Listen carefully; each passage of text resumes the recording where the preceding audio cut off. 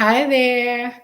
This video is one that I'm making, and I feel so excited to talk to all of my ladies who have been dreaming of traveling, either leaving your state, leaving the country, whatever, for years and years and years, and you have not done it yet because you listen to the lies and the myths that people tell you about solo female traveling being so dangerous.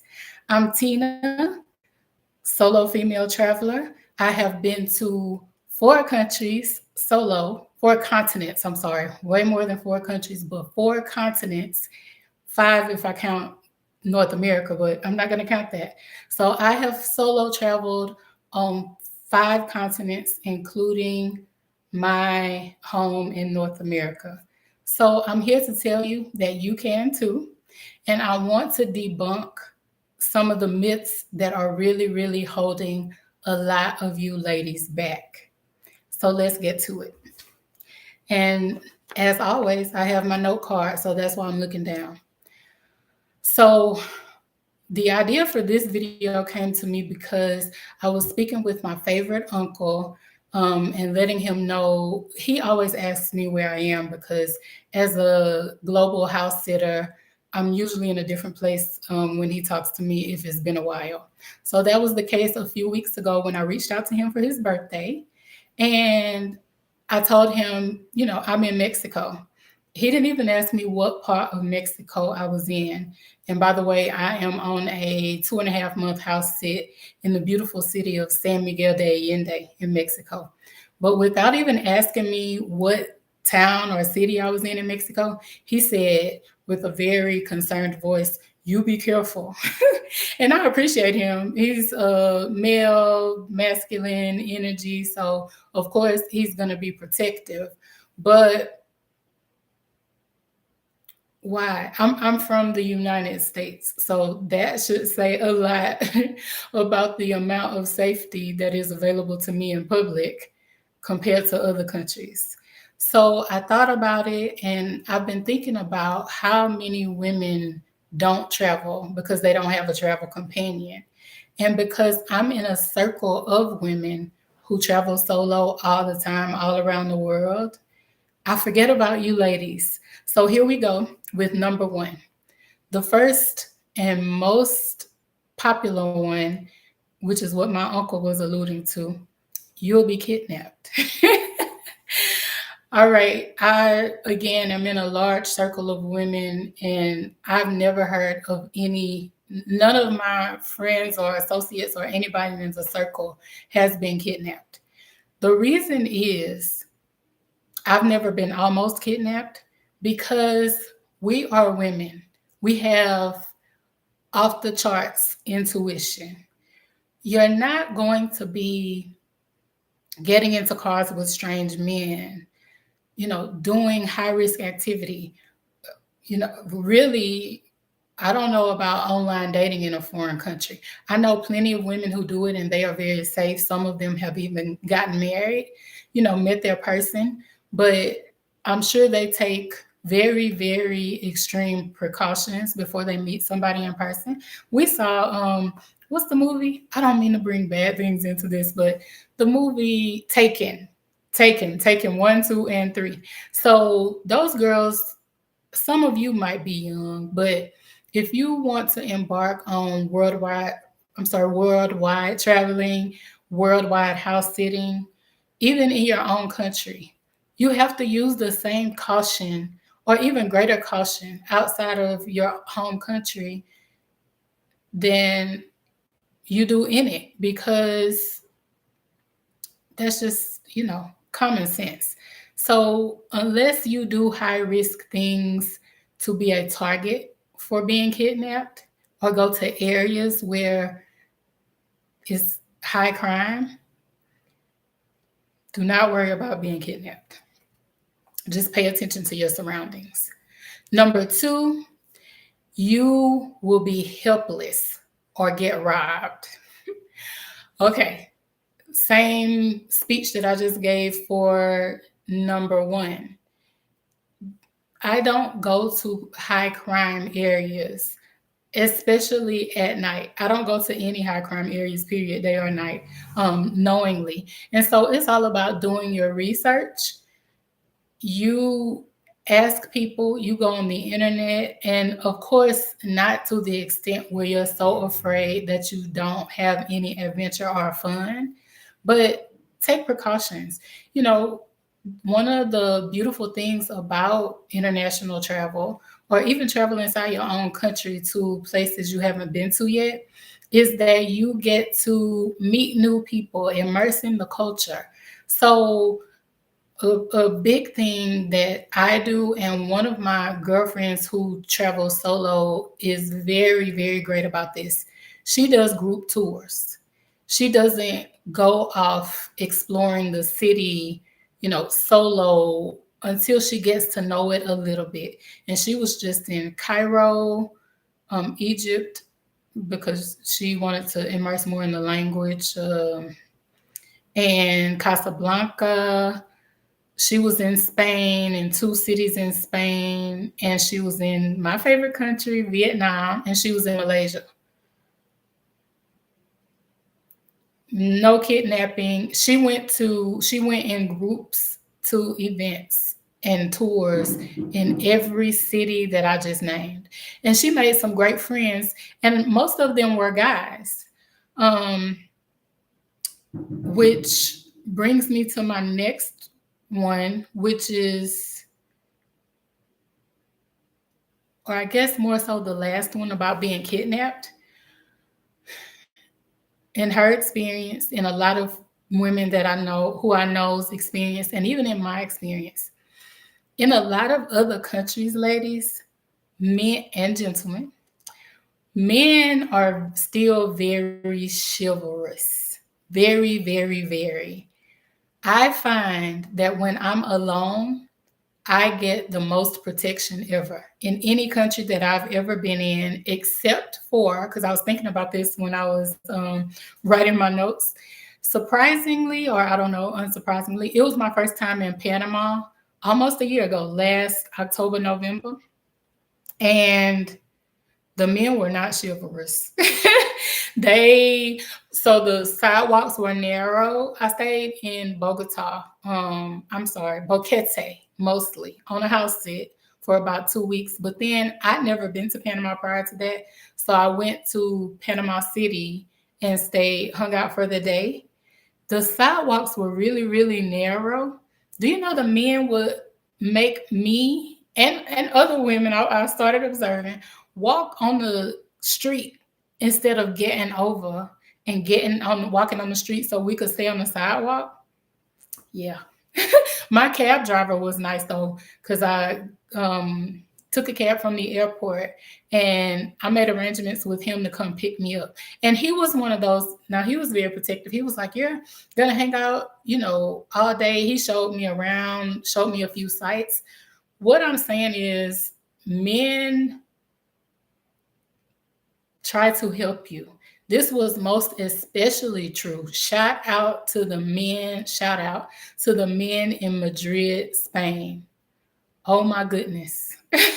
These men, oh, they were fabulous, of all ages, the young to the elderly. An elderly man, I was on the bus and I was standing up because it was a lot of elderly people and some pregnant women. So I stood up as a courtesy, of course, and I wasn't going far. The man kept telling me something, and I could not understand what it was. An elderly man and his wife. I couldn't understand what he was saying. He kept repeating it over and over and over again. And so I finally was like, I don't understand. When he got off the bus, I realized he was telling me my shoelace was untied. I looked down and I think he had pointed at one point, but I didn't look down when he pointed.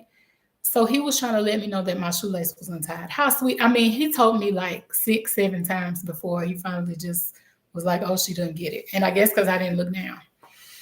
And then I was getting on the bus. So I arrived in Madrid and I stayed a night in a hotel. I was on a house sit, but so rather, I went to the hotel and I had a carry on and a check bag.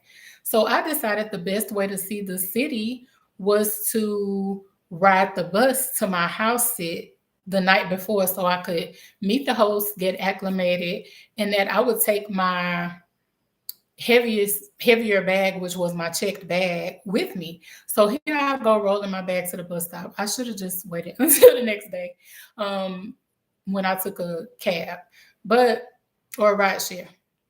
The men, so of course I stood out because I had luggage, the big luggage, and I'm black in Spain, right? I mean in Madrid, because in other areas of Spain that would have been fine. Okay, so the men, so the number bus that I needed to take just didn't come. So many buses came, but not my bus because I was going far, like 45 minutes. The men kept asking me, do I know my bus number? Like different men would come, then they would leave and get on their buses. Whenever a new man came, after 2 or 3 buses passed, they would ask me what my bus number was. Then when my bus finally did come, 2 men had asked me my bus number, who were still standing there. They rolled my luggage. One of them rolled my luggage for me, and the other one made everybody wait. He like stood as a barricade and he let me get on first because I'm sure he assumed that I would have trouble getting my currency together to pay.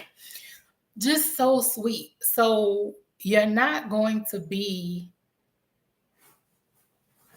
a target for danger. You will more likely be a target for someone to help you. So we get what we expect, ladies. Look out for good, expect good, and it's going to come to you. And again, when I went on the bus, it was broad daylight. So I wouldn't have done that at night, just as a precaution. Number 3, you will be lonely. I have never, ever, ever, ever been lonely anywhere that I've traveled to, whether it was in the United States or abroad, because the excitement is to choose a place where there's going to be something that excites us. Choose a place where you're drawn to go to and explore. Already have some things mapped out that you want to do. Even if there are some places, you guys, some houses even, like the one in Boquete, Panama that I mentioned earlier. I go on some house sits and I go to some places to relax and do absolutely nothing because I know it's a tranquil place of peace. That house sit had a waterfall in the distance that I could see and I could hear it at night and in the morning when the city was quiet. I was on a mountainside. It was hummingbirds, trees with bananas growing. It was paradise. And I had a view of a mountain, a beautiful, beautiful mountain in a secluded area. I went to decompress. That was supposed to be my leave my job trip, my trip to celebrate leaving my job last year, but I hadn't left my job yet. That'll come up in another video. But even if you go somewhere to relax and not be bothered, you still plan trips to places where you look forward to being. And by all means, if it's a place that you feel afraid of and you're not ready to face that fear, don't go to that place yet. Go places where you feel comfortable first and get used to solo travel if you've not done it before. And then you can go back and go to some places that you have concern about. But by all means, go. All right. Number 4, you won't know how to get around. Of course, you won't. You've never been to the place before. But let me tell you this, I have never, on all of the 5 continents, 6 continents that I have been on solo, no, 5. I was counting Africa, but I've never been to Africa by myself. I've been to Africa, but not by myself. So even when I was in Africa, GPS works just fine on your phone, just like it does everywhere else. As long as, I guess this is a travel hack for you guys, as long as you make arrangements for your data, for your phone to work and have data, you can use your phone for GPS. GPS, like Google Maps specifically, is very, very reliable. And then you also know that Google Maps has an online feature that you can use to download your maps before you leave, just in case you lose signal. I've done that before, excuse me, hiccups, when I've had a full day planned, and I was cautious about running my battery out from taking pictures and video and such. You can download a map so that you don't need GPS. And in some places, yes, you are not going to have a good signal, whether you worked it out with your phone company to have data or not. So in those cases, I ask somebody, and people are always willing to help. I ask somebody who has a warm, welcoming vibe about them. I don't ask a dangerous looking person who have vibes that they might want to harm me. So that, and then even as I've traveled and run out of battery on my phone, I bring my charger with me, and you can always just go into a restaurant or store. You're going to at some point sit down and have a bite to eat and such. So you can just charge your phone there. So it's okay. You will not know where you are going, just like you wouldn't in your home country if you go to an area that you've never been to before. So it is okay if you don't know where you're going. It's going to happen. It's fine. Then the final one is people will take advantage of you. Just like number 4. And I'm trying to say this in a delicate way, but I want to say it in a real way, because as I always promise, I'm always going to keep it real with you guys. I'm speaking as an American. Yes, people will try to take advantage of you. You are American, or whatever country you're from. If you go to a country that is, so in Europe, I don't get taken advantage of, because the financial system is such where the prices are listed. But if I go to, even here in Mexico where I am, when I've gone to Africa, Vietnam, or Asia, period, markets are everywhere. You don't speak the language. You don't know what people are saying. So yes, people will try to take advantage of you. You have to have your boundaries. And when I say people will try to take advantage of you, I'm solely talking about prices and costs and money. I'm not talking about anything else. So if you are not from a country where you have to bargain, or even if you are, the conversion rates are crazy. So you don't know how much things are supposed to cost. And you could agree, especially because most of the time, depending on where you're from, you will be accustomed to paying more.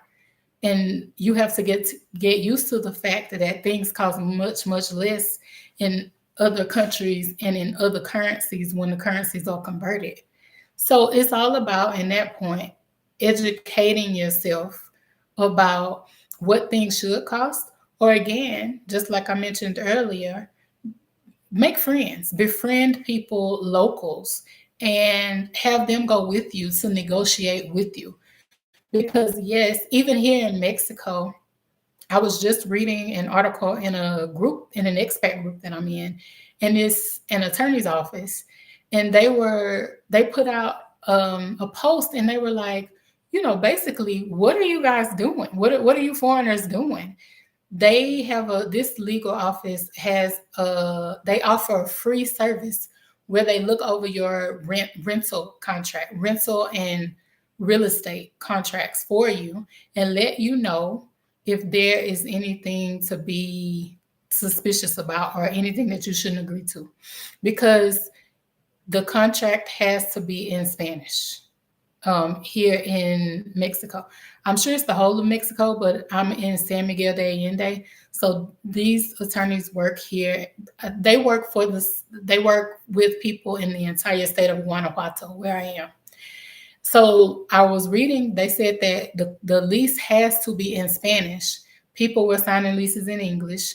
People were paying too much money. People were agreeing to things like no repairs, like the landlord is not responsible for any repairs. What was another example they gave? They named several things that were being put into these lease contracts. Oh, you have to pay in USD and not, Mexican currency, not pesos. That's illegal, they said. So finding someone to help you out or to accompany you whenever you are going to do things until you get the hang of it. Eventually, you'll get the hang of it and you will be able to negotiate and you'll know what a fair price for things are. But until then, yes, people will try to take advantage of you. People will try to charge you double or triple, especially in open markets, what something is worth. But that is oh, somebody had a name for it, some kind of tax. I can't remember the exact term that they used, but it's the tax. You pay a price for learning. For instance, when I was in Asia earlier this year for several months, I spent more, and it's the consensus among travelers, international travelers who I talk to, but most especially women, because that's usually who I'm talking to. We allot extra in our budgets when we're going to a place that we've never been to before or a place that we don't know anybody in, because you're going to pay for learning. That's what it is, a learning tax. Learning costs something. It costs time, it costs money, it costs patience. Learning anything costs something, right? So it's the same thing with learning in a new country. You're gonna a lot of times pay in money. You'll pay in time. You'll look online and figure out, research and find out how to do such and such thing. You'll go do it that way. It'll take a long time. Or it might not even take a long time, what you consider a long time. And then you'll speak with somebody local or somebody who's been there longer. And they'll be like, oh, no, you just go to such and such place or, oh, they'll do it for you for free, whomever they is. And so you learn. And over time, you don't spend as much money. You don't go eat at such and such restaurant when you can get the same thing in another community for less because you're staying in the expat area. And so the expectation is that you can pay more. Things like that. It is going to happen, but it is okay. It's not a reason to not travel, to not explore, to be afraid to leave your area, because we have all heard this one before. People who get to the end of their lives, they only regret, I'm not going to say only, but mostly regret the things that they did not do, not the stuff that they did and it didn't go accordingly. They forget about it. We all forget about our mistakes, most of them, and our, you know, efforts that didn't work out quite the way we imagined. But I just beg of you, ladies, I want this for you so, so badly as a person who bravely travels the world. Don't let your life pass by and you don't do the things that your heart and your soul desires to do. We have a mission to live out our purpose. And when you desire to do something, traveling, knitting, whatever it is, but when you desire to do something and it doesn't go away, it is probably tied into your purpose or your mission in life. And we want to be fulfilled and whole and not broken and fragmented because we're longing for things that we can actually have. So travel is attainable. Travel locally, travel internationally. I am a witness, and I know many, many other women who are also a witness. It is possible, you guys. It is totally doable. So please listen to me. Do not worry about the lies or the myths and make plans to go prove them wrong. It has been a pleasure doing this live, and I'll see you guys tomorrow. Toodles.